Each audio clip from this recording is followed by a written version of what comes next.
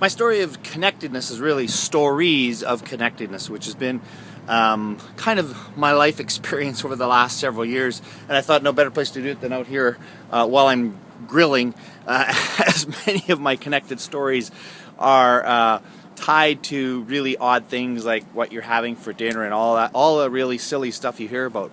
But specifically, I want to tell a story about something I did with my class. I teach pre-service teachers online, and last year wanted to have them experience what happens when you share in public. And so what we did is we did a learning project, which simply meant they could choose anything they wanted to learn, but they had to do it in a public place for two reasons. One, just to document what learning was like.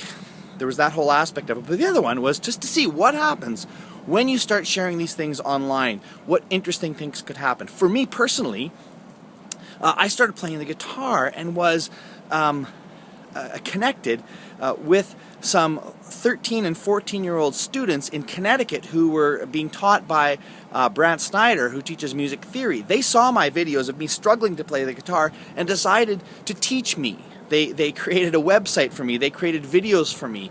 That was amazing. My students also experienced amazing things too when they began to share what they were learning. I had a student named Stacy who was learning sign language. A teacher in Austin, Texas, who teaches sign language full-time at a high school there, read her blog and had her Skype into her students in Austin to be taught by those students. And there were stories after stories, some just small little connections that were made, others like Stacy's story. But it just continues to amaze me what happens when we are brave enough to share even insignificant things online, that somebody finds a connection with us and really, really interesting things happen.